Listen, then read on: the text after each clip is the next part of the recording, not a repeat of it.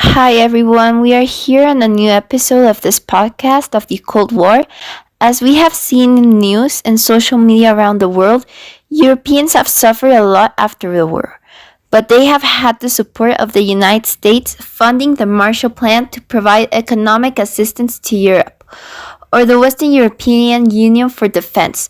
But like we've seen before, the security and economic and political progress is still not enough to make them feel secure.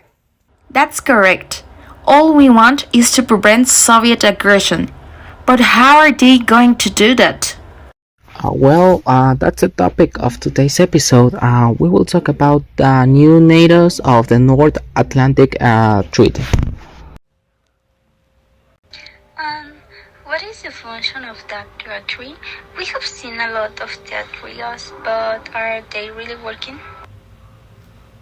Well, like we've seen months ago with the Cold War, the Soviet Union has been trying to expand, revive the nationalism, militarism in Europe.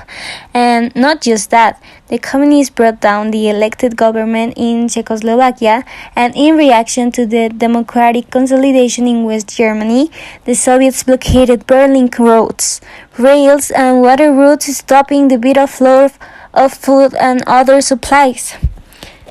It has been difficult, but with the help of Croatian US and UK allies, they delivered tons of food, fuels and supplies to West Berlin through airdrops. With the end of that crisis is how this new organization establishment in response to Soviet aggression. And what's its purpose? Well, like we said before, the North Atlantic Alliance was founded in the aftermath of the Second World War. Its purpose to secure peace in Europe, to promote cooperation among its members, and to guard their freedom. All of this in the context of countering the threat posed by the Soviet Union. When was it created? The North Atlantic Treaty Organization was created the 4th of April of this year, 1949, in Washington, D.C. And do not forget that the United States, Canada, and several Western European nations are the responsible of this treaty, so they can provide collective security against the Soviet Union.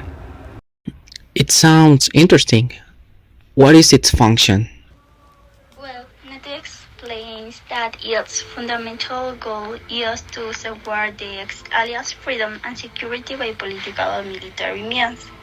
NATO also conducts extensive training exercises and offers security support to partners around the globe, including the European Union in particular, but also the United Nations and the African Union. Don't forget to mention that NATO remains the principal security instrument of the transatlantic community and expression of its common democratic values. It is the practical means through which the security of North America and Europe are permanently tied together.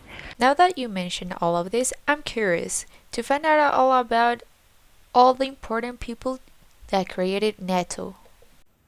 Well, as we had mentioned, the treaty came in handy at the time of its creation. Ernest Bevin, who is a skilled orator and a former trade unionist, became one of the British Labour Party's most prominent leaders, and he is the main mind behind the creation of NATO. Other important people involved are Paul Henry Spaak from Belgium, Lester B. from Canada, Gustav Rasmussen from Denmark, Robert Schuman from France, Mr. Virginie van de Schoon from Iceland, Count Carlo Sfosa from Italy, M. Joseph Bech from Luxembourg, Dr. Dirk U. Sticker from the Netherlands, Mr. Halvard M. Lange from Norway, Dr. Jose Caeiro da Mata from Portugal, Mr. Ernst Bevin from the UK, and last but not least, Mr. Dean Acheson from USA. Wow, that's a lot of names. It's impressive how many people from all around the world are participating in the creation of NATO. Did you know that the Charter of the United Nations includes the principles of international relations from the sovereign equality of states? And what does this mean then? Means that the use of force in international relations is prohibited. Did you know that since the founding of the UN in 1945, the mission and work of the organization have been guided by the purpose and principles contained in its founding charter? This means that it has been modified 3 times in 1963, 1965, and 1973.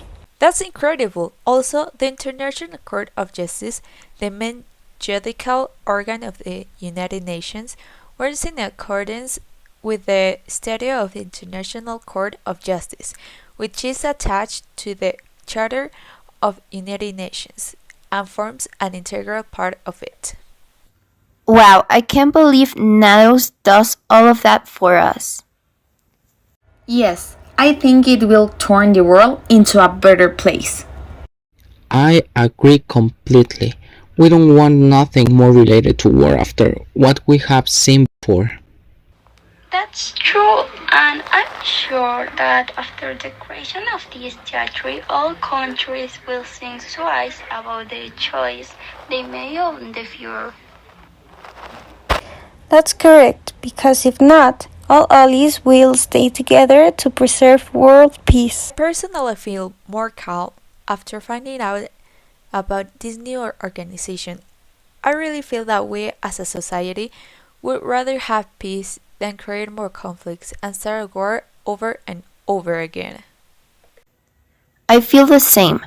Thanks for sharing all this information, guys. I feel more informed about the situation around the world and the new solutions many countries have for us. Well, we will conclude today's episode with that information. Hope everyone learned something new today. And if you, as listeners and concerned people, have any doubts, don't judge to tag us on Twitter or Instagram. We will be happy to help you to understand this really important treaty. Thank you, all of you, for listening to us. Bye, and take care. See you next episode.